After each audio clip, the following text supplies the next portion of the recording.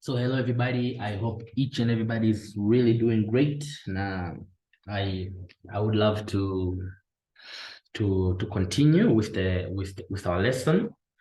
So it's me, your mentor's mentor, Pure 360 on this one again, and we have USD CHF here. I took this trade Hapa. I showed you, and the reason now I trade because I took this trade Hapa because of double close.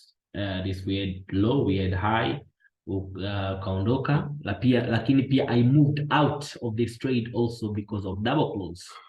Kwa hiyo we have a double close around this level here. So you can see how double close inaweza ikatumika kama sometimes I mean point ya ku take profit, sometimes inaweza ikatumika kama entry. So double close is just a level. So don't ever siku ukasema eti nimeingia double close, yani kama niliona double close, yani double close iwe sababu peke yake ya wewe kufanya maamuzi, au rounded close iwe sababu peke yake ya kufanya maamuzi. Of course nimeona wengi mna post chat, of course yes, it's nice kwa sababu whenever you see a double close eneo lina reaction, you will see reaction, lakini the question is, are you in a direction of a trend at a current market trend?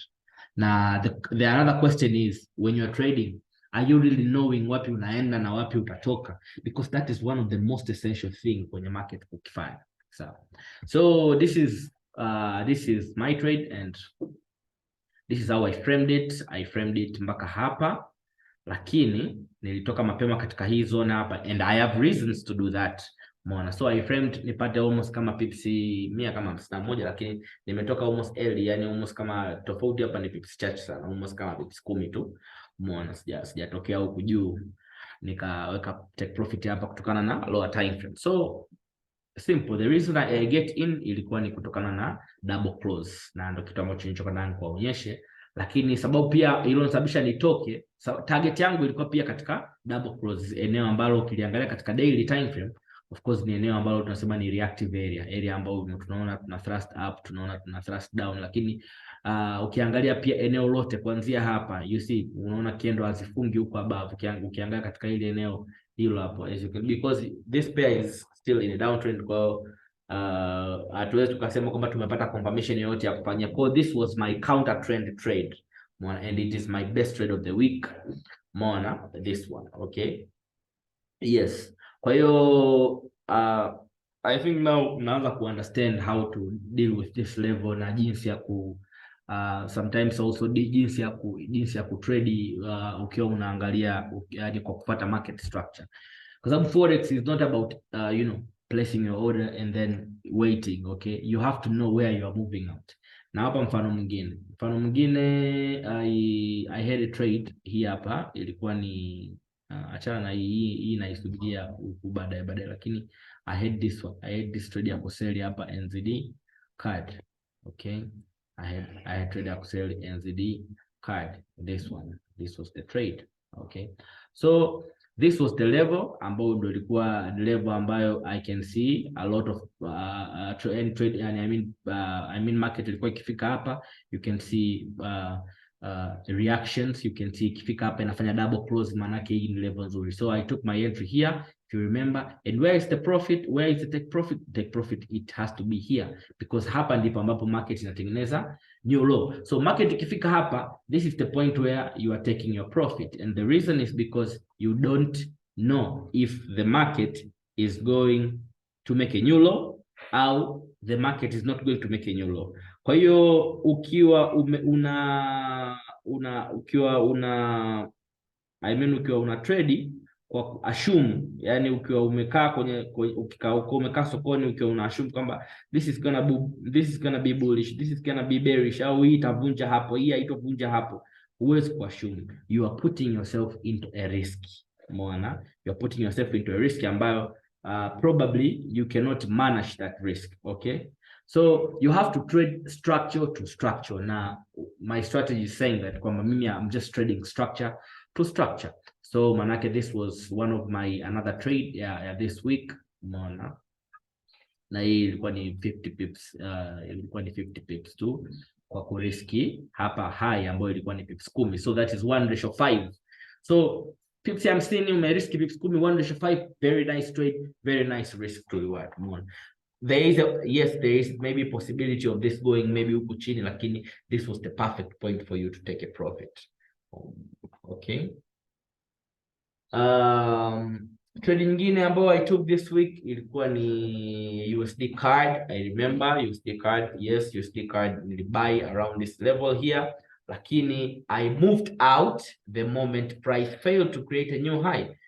Simnaona hapa, lakini simnaona hii trade niliingia hapa. Yes, niliingia around this level in a lower time frame, ikawa ina move now, inakwenda inatengeneza high, inarudi kutengeneza low. So to me, how I manage trade, muona scenario kama hizi zinakuja, scenario kama hizi, let's say ningekuwa nasema nataka ifike huko, maana sasa hivi ningekuwa nalia sasa hivi.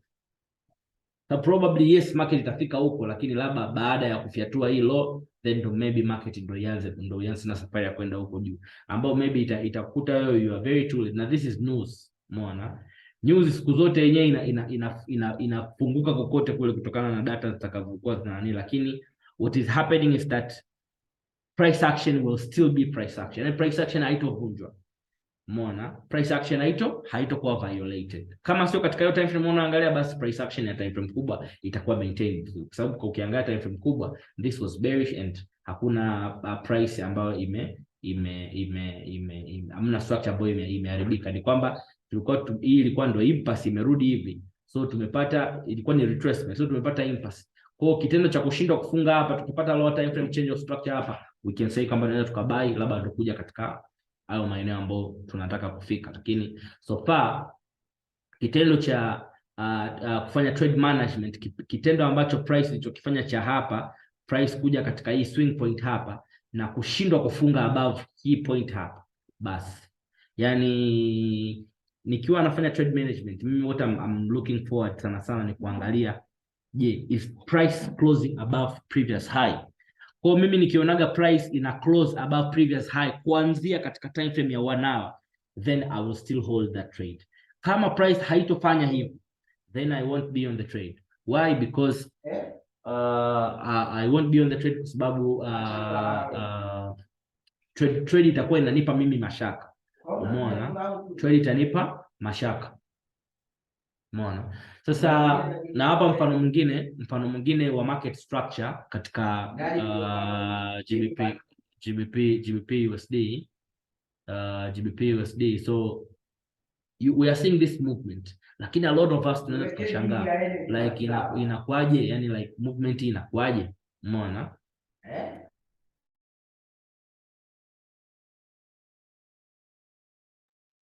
Kwa a lot tunaweza tukashangaa like hey, kwa nini movement imefanya hivi? Lakini look at the market structure. Price ilikuwa inatengeneza successive highs and lows. Tunaposema successive highs and lows, maana yake price high ikishavunja high inakuja kufanya retracement, inaondoka.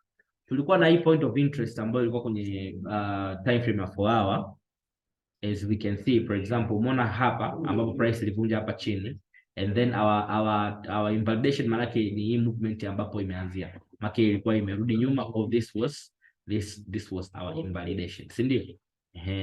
Kwa hiyo kwa mantikio, maana yake hapa tulikuwa price ikifika hapa, sisi tutasubiri tufaje? Tutasubiri to sell. Lakini price ikifikaga ndani hapa, you don't just sell, we sell kama price ita obey certain characteristics ambazo tutakuja kuziona hapo mbeleni. Umeona, kama vile price iweze kushift kutoka katika bullish kwenda kwenye bearish na characteristics nyingi sana.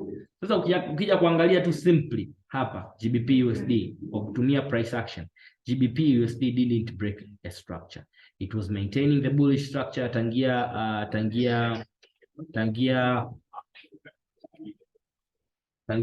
it was maintaining the bullish structure kuanzia huku chini. Umeona imetengeneza high, umeona imetengeneza low, imeenda imevunja hapa, imetengeneza new high, imerudi kutengeneza low. So hii ndo high iliyovunjwa.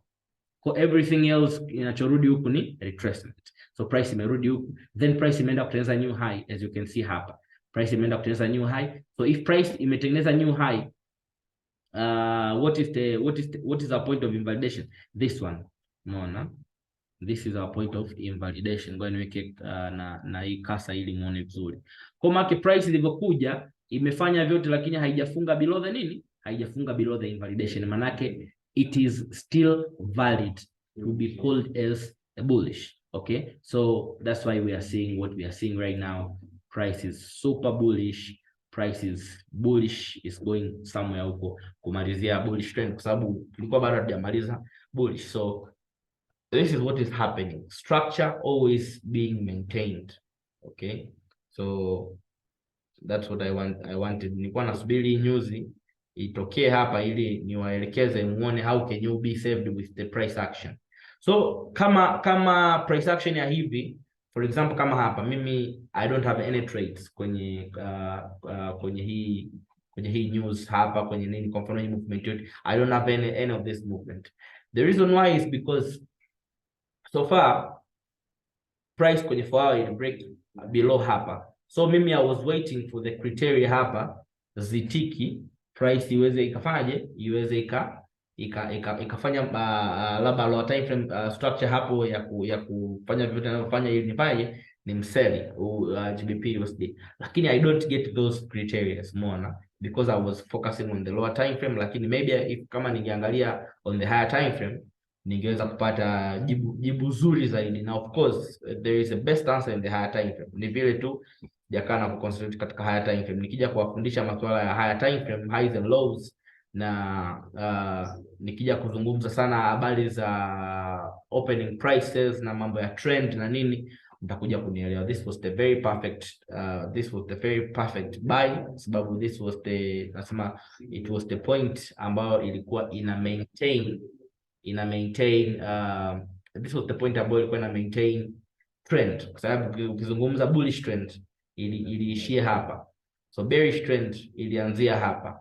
So a point ambayo is maintaining bullish trend, maana yake nini? Ni easy opening price. Tutakuja kuzizungumza huko baadaye, tutakuja kuzungumza, lakini kama mnakumbuka ile kipindi kile niliwaambia this is one of the most important level, and then the last lesson nikamwambia we have possibility kubwa ya price kufika hapa. So to me this is much better, yani kuangalia hii level, ku expect price iende kushift au kubadilisha direction yake, price ikifika katika hii level, yani ni trade itakuwa ni nzuri zaidi, kwa sababu naiona pia iko imetokea katika time frame kubwa zaidi. Kwa hiyo nitaangalia how this level reacts in a lower time frame, then I will make decisions based on that. Lakini hapa nilishindwa kupata trade because I knew maybe we can have a retracement tena kuja mpaka chini kuja ndani, lakini price imeishia katika hizi reactive level. And sometimes kutopata trade it's okay, yani not every day utapata trade. Make sure you trade what is in your criteria,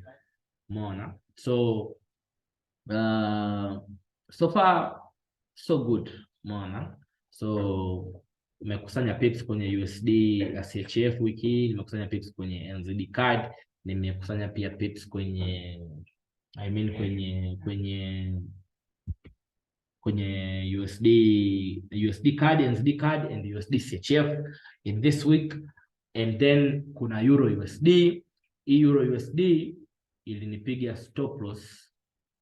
Euro USD ilinipiga stop loss kwa sababu yani nilikuwa nafanya kitu ambacho najua hakitakiwi kufanywa, lakini nikakifanya, umeona.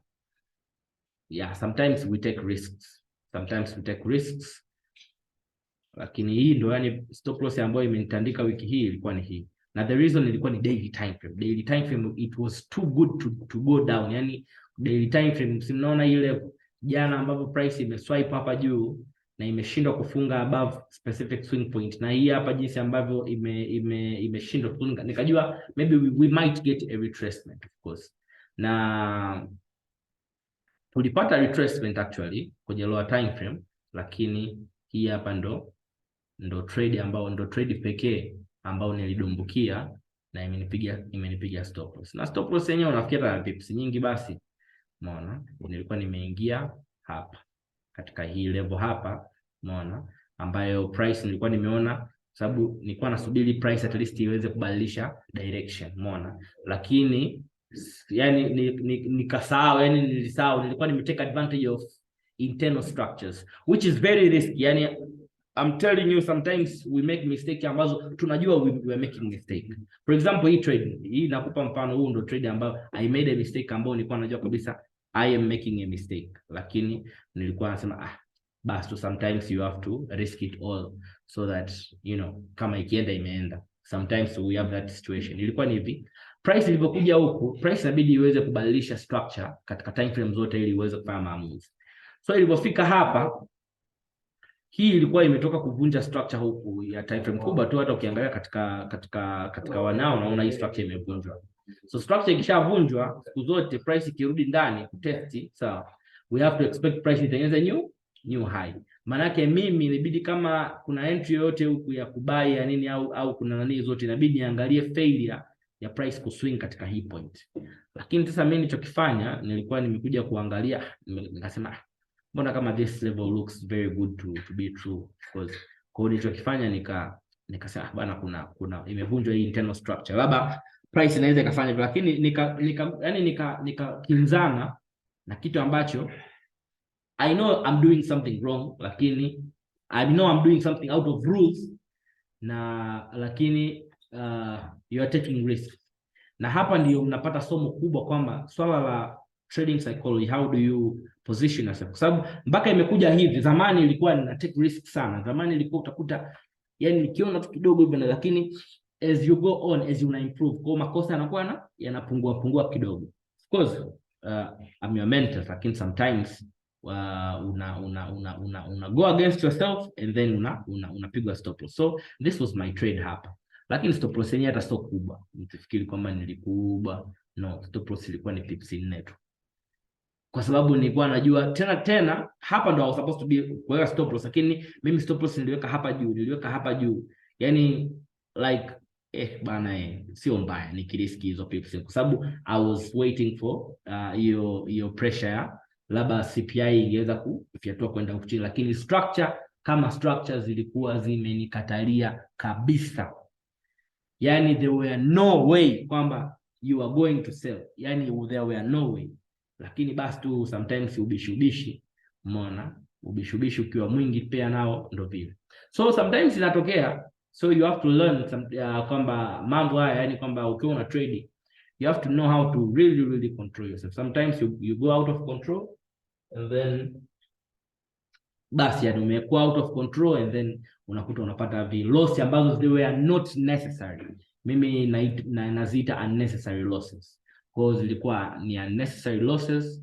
Yes, so that was the euro USD ambao ndo this week imenipiga kwenye stop loss hiyo ya pips 5 sijui 6, lakini I managed to collect pips kama kwenye hapo USD CHF mpaka hapo, kwenye NCD card mpaka hapo, kwa sababu this week almost prices ilikuwa almost consolidating around the same area. Kwa hiyo price ilikuwa hakuna liquidity kubwa sana sokoni, lakini no matter how the week is, if you are trading right, if you are trading from one structure to another by using this strategy, you will never go beyond 200 pips per week. Yani haitokuja kutokea wiki umemaliza chini ya pips 200, yani haitokuja. Ni wewe tu unatafutaje hizo pips 200 hivyo. Kwa hiyo wiki utapata pips nyingi, kuna wiki utapata pips chache kama hii pips 200, umeona.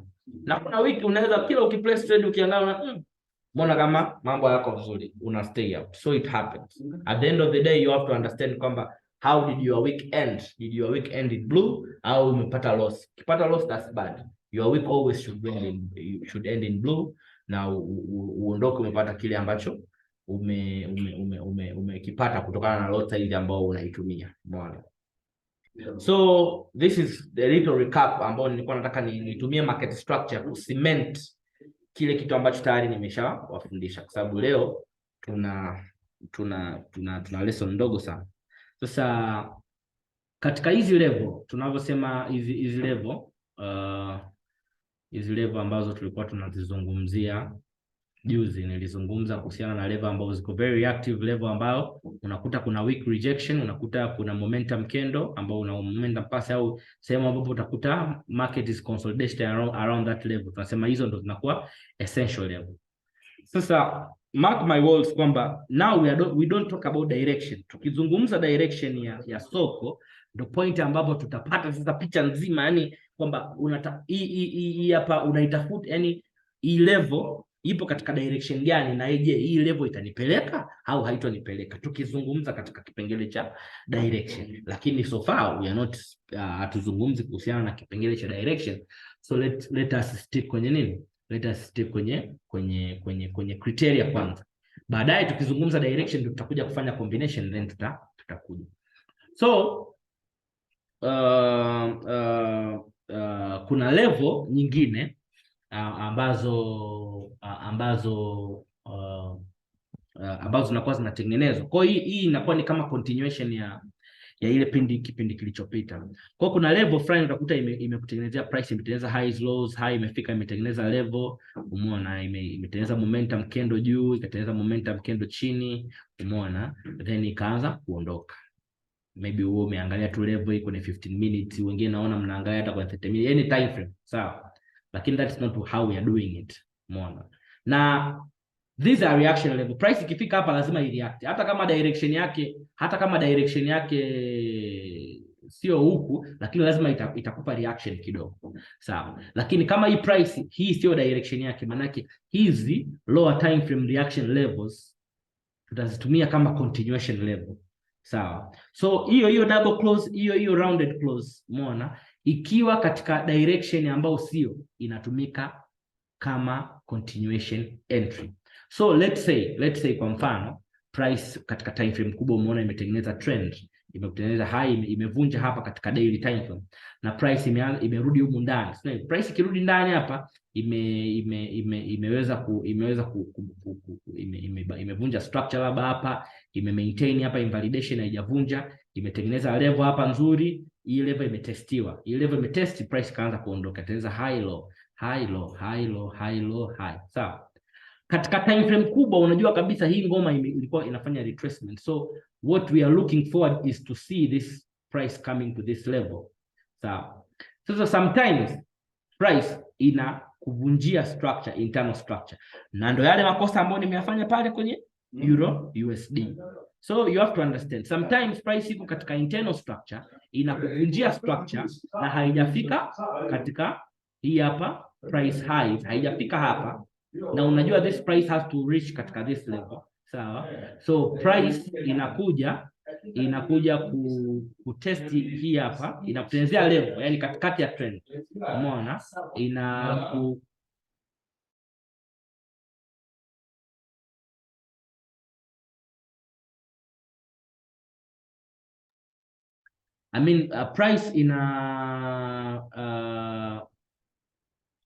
price utakuta inakuja hapa, inavunja structure katika lower time frame hapa, sawa.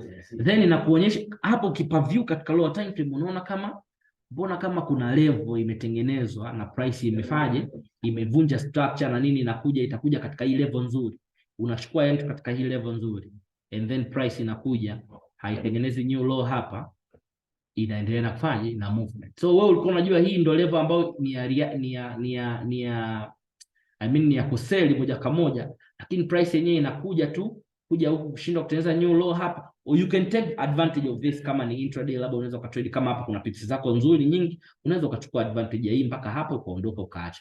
For example, nimeshawahi kufanya hivyo, nadhani ilikuwa ni Jumatatu au wiki iliyopita kwenye GBP USD, nilitrade retracement, alafu baada ya hapo price ikarudi ikaendelea na buy, nilitrade ile movement, ilikuwa ni intraday trade ya GBP USD, umeona. Kwa my point is you have to understand where are you going and where the price is going, and wewe una trade huko katika time frame gani, lakini inabidi ujue katika time frame za juu nini kinafanyika, na direction katika hii direction kubwa, time frame kubwa inaenda wapi, sawa. So what happens ni kwamba price ikitoka huku itavunja hii level. So hii level ikishavunjwa, sawa, hiyo level ikishavunjwa tutaita flip levels. Umeona, tutaita flip, maana yake ni level ambayo ilikuwa tunategemea kwamba price ije itest iondoke, lakini hii level tutaita flip, umeona. So hii itaitwa flip level.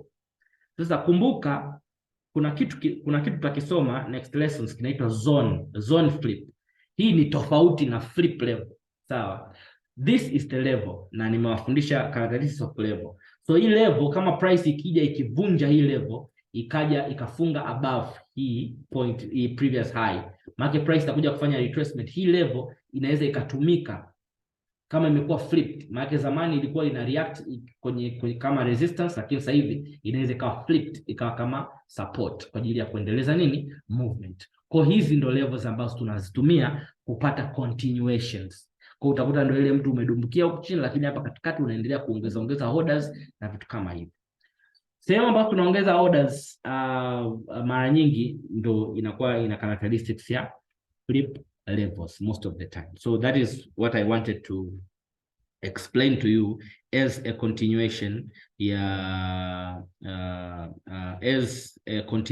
ya ile pindi ambayo lililopita. Unaona kwamba those levels zikivunjwa sasa, make depend on the direction. Kwa maana hiyo level they become flipped, maana inakuwa ni flipped level kwa ajili ya kufanya continuation of a trade. Okay, so we might want to see some of the examples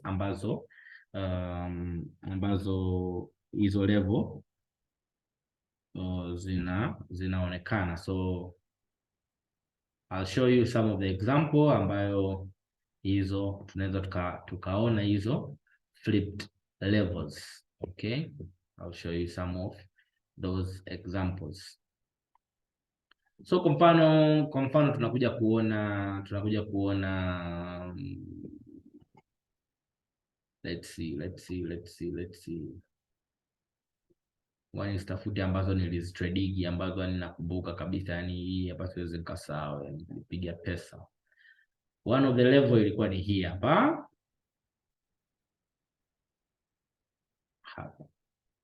This level here. Okay, this level. Sasa kama mnavyoona hii level, like as you can see this level, tena hii level unaweza ukaiobserve tena kuanzia hata huku. As you can see this level hata kuanzia huku. Angalia jinsi ambavyo price inavyofanya reaction humo, angalia level inayofanya reaction, na angalia hii movement kama nilivyoambia, price ikivunja chini inarudi ndani, inavunja chini, inarudi ndani, inavunja chini, inarudi ndani, inavunja chini, inarudi ndani, inavunja chini, inarudi ndani, inavunja tena chini, inarudi ndani. Sawa? Na katika kipindi ambacho kuna kipindi fulani, kama you have been following me for quite some time, nilikuwa mnaona ninapiga hela sana kwenye NZD-CHF. Hii pia nilikuwa na mwaga lot. Kipindi hicho nilikuwa sina knowledge kama nilokuwa nao sasa hivi, lakini all I know ni kwamba price imebreak, imerudi kwenye order block ndani, imefanya, yani nilikuwa na mwaga order. Lakini sitokuja kusahau siku ambayo nilichoma account yangu hapa. Nilichoma hii account nani, yani iliniuma sana. Hapa sitoweza kupasahau. Imevunja huku chini, nikasema mangoma ikifika hapa mimi namwagika. Yani nilikuwa nasema namwagika full margin, kwa sababu nilikuwa najua kabisa price inabidi ije wapi? Inabidi ije hapa. Yani nilikuwa najua price lazima ije hapa. Yani kichwani kwangu nilikuwa najua kabisa price lazima ije hapa. Sawa? Lakini what I didn't know ni kwamba price inavyobadilisha structure katika time frame moja, pia inabadilisha structure katika time frame nyingine. That is the less I know. Yani hicho ndio kitu ambacho nilikuwa the less I know, kwamba when price changes direction katika time frame moja, it also changes direction katika time frames zingine. So mimi utakuta nilikuwa hapa na nani ya kuseli, lakini utakuta katika time frame kubwa, basi utakuta price tayari imeshafanya imeshabadilisha direction, umeona. Lakini mimi yani sikuwa najali, sikuwa hata najua hayo mambo, umeona. So nilipigwa, yani nilipigwa sana hapa kwenye NZD-CHF, na sitokuja kusahau tangia pale hii pair, yani tangia pale nilikatch move, tangia hapa niliacha sikuitrade hii pair tena, mpaka nikaja kutrade hii movement ya hapa ambayo ilikuwa ni flip level hapa. Sasa nikagundua kwamba nilikuwa nategemea kwamba price ikifika hapa, hii ni eneo na hii ni strong level, sio? Na ndio maana unaona hata price ilipofika hapa imepita with momentum candle short.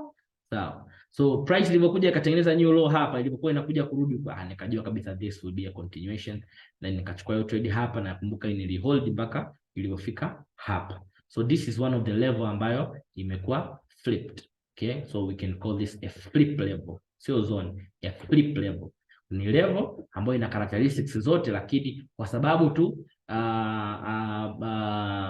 direction sasa nilikuwa najua kwamba price ikifika hapa itabai pia, kwa sababu price imevunja huko structure za juu, ikifika hapa inabai, lakini haikubai hapa. Umeona, ilivunja structure huko chini na ikaja hapa kama kuflip kuelekea kuendeleza na movement yake ya chini. So those levels zipo nyingi sana na they are usually used as continuation. Sasa how to use the flip levels nitakuja kuelewa zaidi na zaidi tukiwa tunasoma zaidi tukiwa tunasoma tukiwa tunasoma direction, tukiwa tunaanza kuangalia price katika direction, utakuja kuona vizuri sana, lakini ni continuation. So let's take another pair, GBP CHF.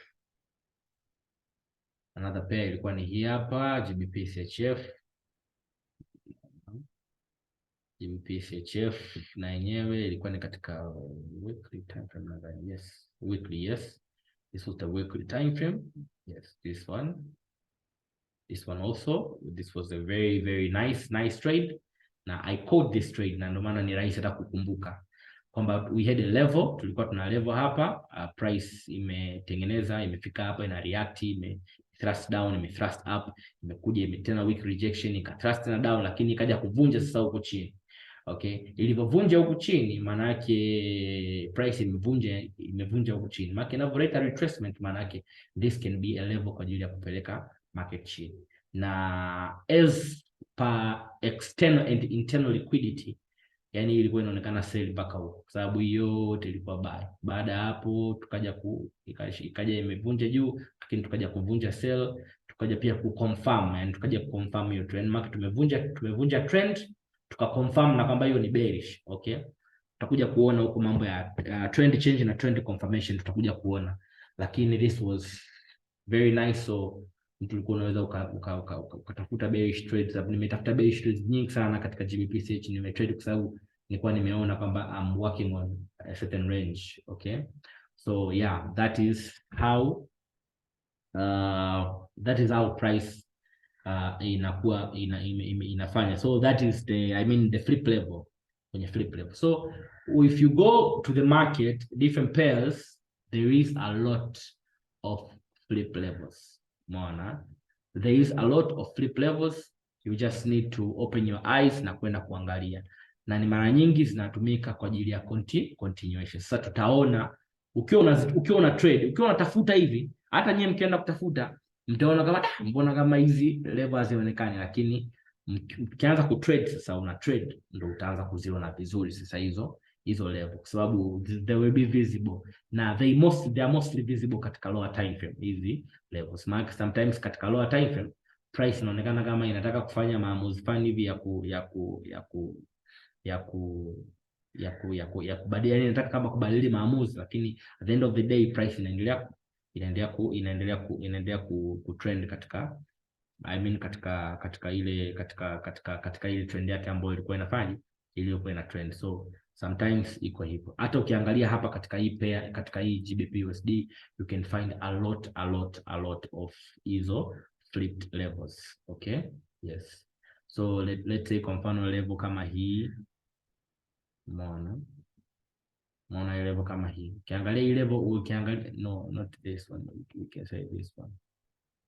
Yes.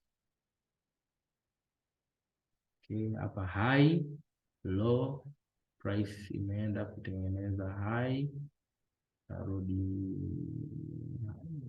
kwa hapa, ilikuwa ni hii hapa. Hii ndio, yani hapa ndo palikuwa pana, mbona inavyoonekana kwenye nanili, inavyoonekana kwenye line chart, ni kwamba katika hiyo level ambayo hapa tunasema price ilivunja, ikatengeneza high, ikaja low, ikashinda kutengeneza new high, maana yake this still be the level.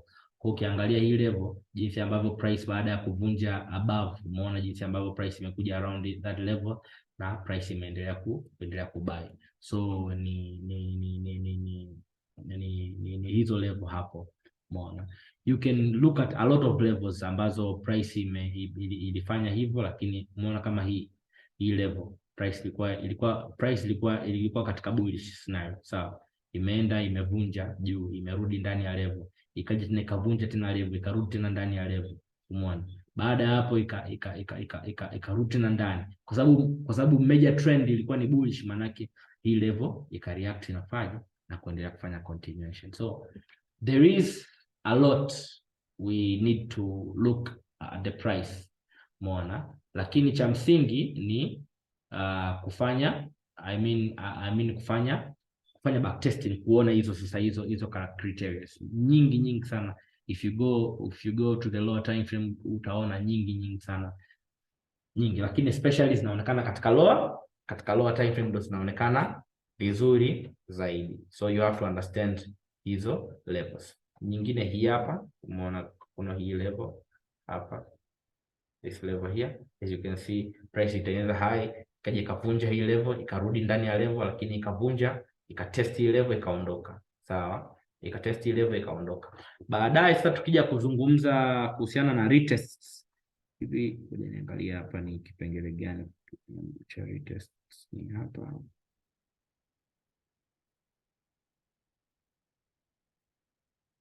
Yeah, retests tutazungumza kwenye next lesson. Tutazungumza kuhusiana na retest, maana kuna micro na rounded test. So this was the micro test. Tutazungumza vizuri katika kipindi kijacho, lakini leo nilichokuwa nataka niongezee in a summary, nilikuwa nataka nifanye cementing kwenye market structure, jinsi ambavyo market structure inakuwa obeyed wakati wa news, kwa sababu ni swali ambalo it's been very common to people, kwamba how do you trade news? Sababu sometimes inatokea NFP, inatokea wewe uko bullish, lakini mimi I don't know, mimi sio mwana uchumi, honestly I don't know what is happening to doing. I don't know. What I know is how bulls and bears are participating sokoni. Hicho ndio kitu ambacho I can barely say kwamba this is how bulls are participating, this is how bears are participating. So by looking at the candles, you know where is the pressure right now and where to position yourself katika hicho. Umeona, nilikuwa nasubiria sana hii news ili niweze nika explain, nika cement market structure. Sababu at the end of the day mtu anaweza kusema mbona news imenipiga. No, kilichokupiga so news. The fact kwamba you don't know market structure ndo kimekupiga, sio news. Okay, so knowing market structure manake you have the ability to flex yourself, unakuwa na amani ya moyo. Umeona, kwa mfano hapa GBP USD, umeona GBP USD, umeona kuna ka level hapa, umeona this level here ilikuwa tena, hii ilikuwa ni ya daily. Umeona kitu kinachofanyika hapa right now, umeona kitu kinachofanyika, market price ilienda ika-thrust up, ika-thrust down, ikaja ikatest hapa, lakini ikashindwa kutengeneza new low, si ndio? Market imekuja hapa imetest. Market kama mtu ulikuwa unasema mimi nina sell kwenye level, una sell hapa, market unatoka price kutengeneza new low, lakini market price imekuja imevunja mpaka huko juu, manake this is the good level. And sitoshangaa kama hii ndio itakuwa ni sehemu ambayo price imegeuka na kuendeleza safari zake za kuendelea kubai mpaka ifike katika level ambayo price inataka kufika. Umeona, nadhani yes, I mean ile level ambayo tulikuwa tumemark hapa, nikamwambia kwamba this is the level ambayo iko katika time frame kubwa hii hapa. Kwa sitoshangaa kama hii ndio itakuwa ndo start ya movement ya kubai. Umeona, sitoshangaa kwa sababu pia ni reactive level, au kama kuna level nyingine iko ndani zaidi ambayo price has to come. For example, we have another level around this area here. We have that level, another area hii hapa. So this is also powerful level. So price imevunja hadi huko juu, so we might have maybe retracement kuja mpaka hapa ndani pia ni sawa. So baadaye tukija kuzungumzia how do we trade sasa, how do we frame entry, kwa sababu you don't say kama mimi najua kutrade kwa sababu eti umejua double retest au double close. No, you know how to trade if you know how to integrate the previous market formations and the current market formation with respect to time frame change. Hapo ndipo ambapo utajua kutrade, kwa sababu hizo ndo zitazokupa direction, point of interest current market structure na characteristics zake, ambazo moja hizo characteristics ndio hizi ambazo tunazikuta katika current. So umetoka kote, umemaliza, umekuja sasa sehemu kwamba sasa hivi I have to look for entry, ukaona level sasa, double close, double nini, unasema hii level imeendana na criteria zote ambazo nimetoka nazo ambayo yani imefit criteria zote, kutoka katika point of interest huko, kutoka katika current market structure, kutoka pia katika time frame alignment, pia kutoka katika structure alignment and time frame coordination, vyote vimekaa pamoja. Unaweza kusema kwamba this level is the level which I can take a trade. Umeona? Ngoja niwape mfano mdogo wa hii trade yangu ya USD CHF. Why did I buy right here? Ngoja nitoe highlight, yani nitoe vitu vya mbele kidogo. Umeona, ambavyo hatujavisoma. Haya. For example, ukiniuliza mimi, why did you buy here? Okay. Mimi nitakwambia hivi kwamba currently nilikuwa najua kwamba price is bearish, lakini hii movement ya sell ilishindwa kutengeneza new low, na hichi kitu nitakizungumzia kesho. Umeona, katika not tomorrow. Not tomorrow. Tomorrow of course I'll send the video. Au kama sio tomorrow basi leo usiku sana. Tomorrow I have some other stuff. Lakini wiki hii inabidi mlale na video 3. At least kipengele cha pili tu tumesha kimaliza. Umeona? So hapa price ilikuwa imeshindwa kufunga below the low, okay? By price failing kufunga below the low, hiyo ni daily time frame, umeshaona. Lakini you understand kabisa kichwani mwako kama time frame kubwa tunaenda wapi? Tunaenda bearish. Kwa hiyo mimi nakuja time frame ndogo according to structural alignment na time frame coordination zangu. Naanza kuona kwamba time frame yes imeshindwa kufunga katika hiyo structure, lakini nikiangalia katika time frame katika 1 hour, naanza kuona price inabadilisha structure yake kutoka katika 1 hour. Baadaye nitakuja kuonyesha how the daily time frame and 1 hour zinafanya relationship. We have been reading we have been wengi, some of you guys knows this something called time frame coordination. Lakini leo nawaambia siri. Time frame, the way you coordinate the time frame ni wewe unaamua how do you want to coordinate them. Sio, mnanielewa? Time frame huwa kuna relationship between time frames, lakini how do you want to coordinate them is you will choose how do you want to coordinate your time frames kutokana na what are you looking for. Okay, for example, mimi I coordinate 1 hour and daily time frame. I also coordinate 4 hour na weekly time frame. I coordinate daily na monthly time frame. Hizo ndo how the price coordinate. Umeona? So from there sasa ndo mambo mengine yatafuatia. Umeona? How to mix them na vitu kama hivyo. Tutakuja kuona huko mbele. Lakini my point was because of what is happening in 1 hour, na 1 hour imetengeneza criteria zote za mimi kutaka kubuy. That's why I bought here. Umeona? Na kwa sababu price najua bado ina movement ya kurudi chini, kuja kurudi chini, kwa sababu katika time frame kubwa ni chini. So even my targets, sikubai hapa nikasema eti nakuja kutake profit huko nimeshageuka. No, nachukua profit sehemu ambayo inafaa kuchukua profit. The next barrier tunaweza tukasema, ambao perfectly nilikuwa naona kama hii imekuja hapa, nikiangalia hii movement yote hapa kuna level nzuri, so price might reach here. Umeona? Kama baadaye from there sasa price itaendelea kwenda juu huko, ndo nitaanza kuiangalia kwa umakini, lakini still katika time frame kubwa bado nina stay na kitu cha kwamba bado niko bearish katika time frame kubwa. So siwezi kusema this is the bullish ambao ndo nimeingia, yani ndo nimeingia hiyo bullish, ndo yani ndo mzigo umeondoka. No, kwa sababu bado criteria hazijatimia. Lakini do you think mimi nitasubiri criteria zitimie ndo ni buy? No, kama naona kuna chance ya kuchukua pips 100 150, you get into the market, unachukua pips hizo unaondoka. Umeona? Trading, narudia tena, kujua kutrade na kutengeneza pesa sokoni ni vitu viwili haviendani.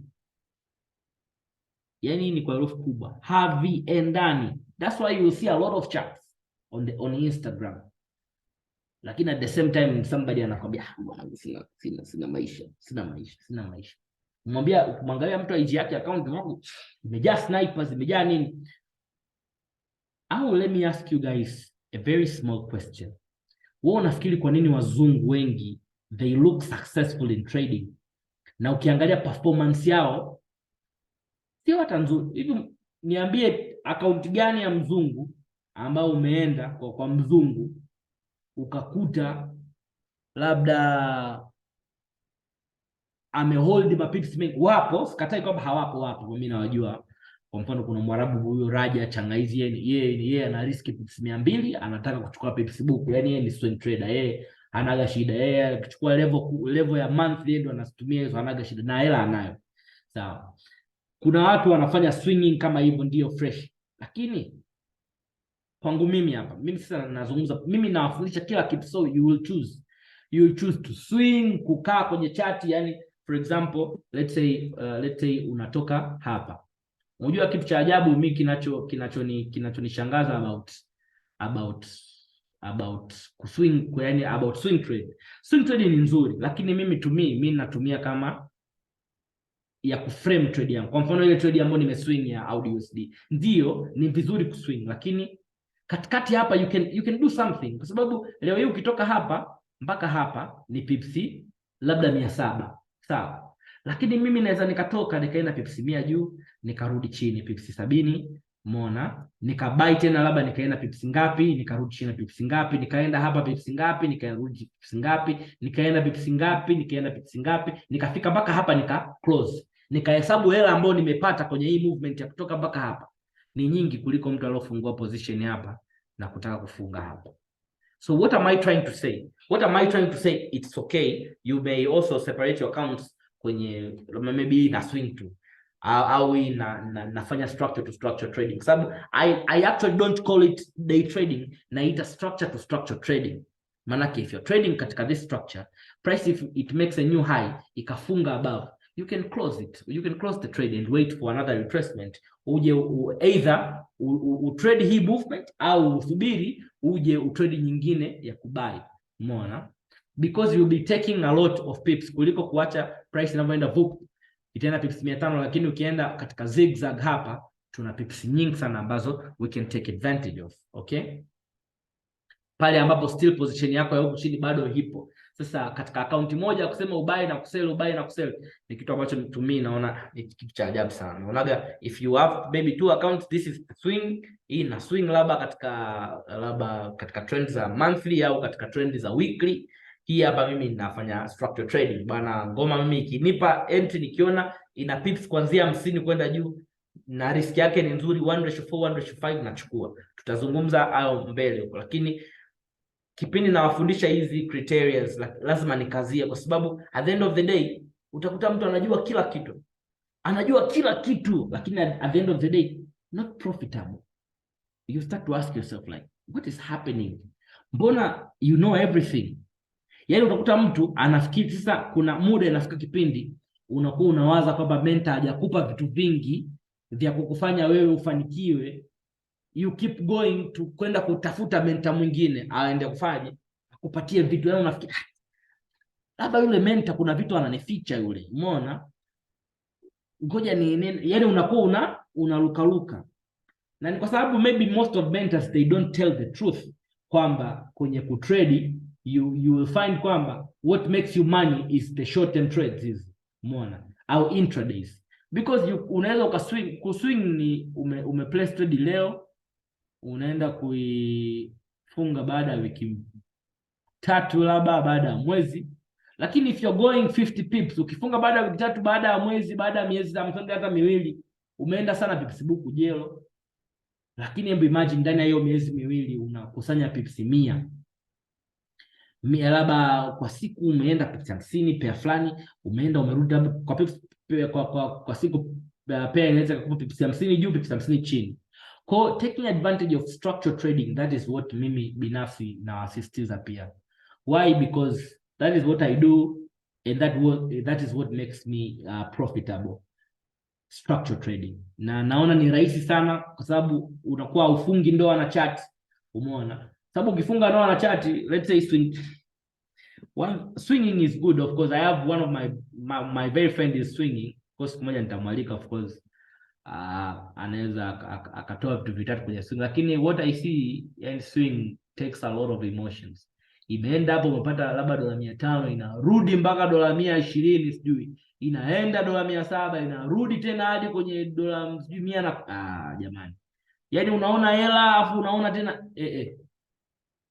obvious, yani ni kitu fulani ambacho wewe unaona hivi unaachaje kufunga profit? Umeona labda dola book, unaachaje kufunga hiyo? Funga, subiri nyingine. Kama trade, yani chukua hela. Unajua mambo ya kuona na najua ninapoongea hivi kuna watu wengine ndio nawagusa. Kuna watu yeye kazi yake ndani ya wiki anaanza wiki ya Jumatatu imeanza. Why am I saying this? Because I was once there. Jumatatu imeanza na dola 200 au dola 100 nini?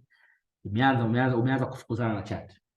Jumatatu umeingia trade nyingi kilaba 4-5 zimeenda mwanangu, faida hadi pips 190. Akili yako unasema mangu hii ngoja ni hold mwanangu mpaka Ijumaa. Hujaangalia structure, hujui chochote. Price inakuja inakula profit ule umetengeneza, inakula na nini na mtaji full, unachoma account. Nisha kuchoma account kwa namna hiyo, yani nimedeposit pesa, nimeenda faida hadi dola 200 na, lakini kwa sababu tu ngoja, kwa sababu hela siku zote haitoshi. Hela haitoshi mazee.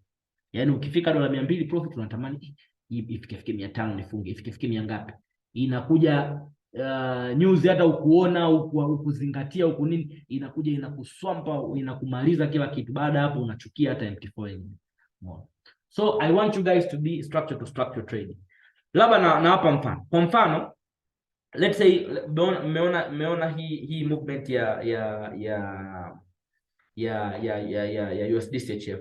Of course inaweza ikafika katika hii point hapa, au maybe inaweza ikafika above that point.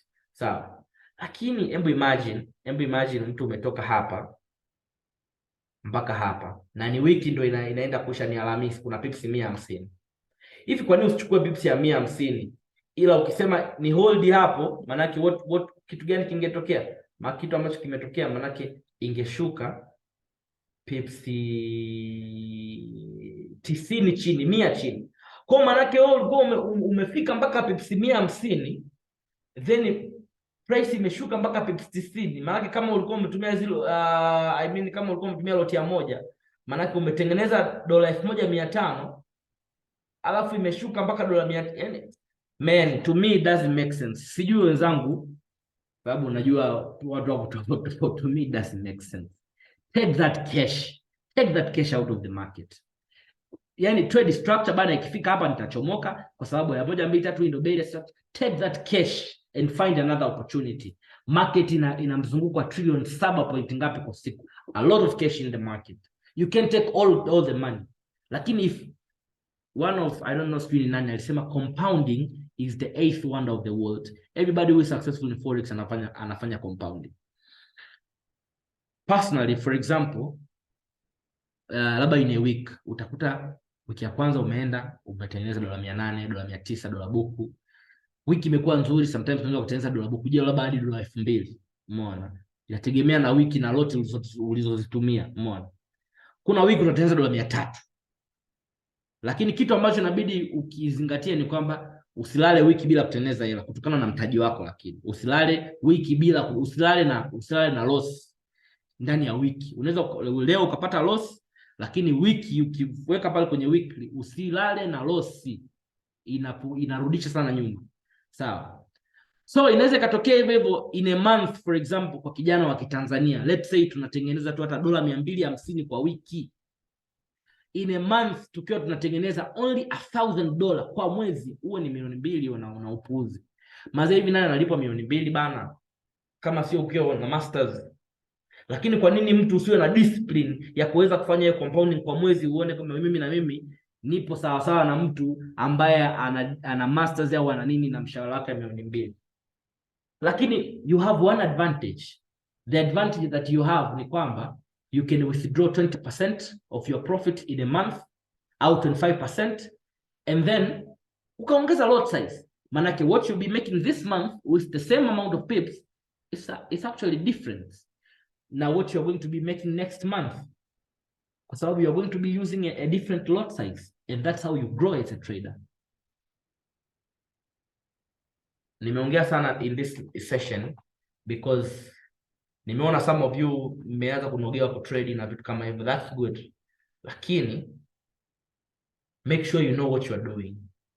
Okay, make sure you know what you are doing. Now I'll be also putting some of these gems into the other session, ambao session naona ni presentation yake ni fupi. Kama leo tulikuwa tunasoma tu flip, ambao tunasema ni failed levels, level ambazo zimefail, ambazo inapatikana katikati ya trend zinaleta kama flip. Lakini I know kitu ambacho nilichokiongezea about trading and risk, of course kitaongeza, yani kitakuongezea wewe, kwa sababu kuna some of you guys are trading, so kita push sana kwenye your way of trading. So I hope this video helps. So we can have another video called yani this over this weekend.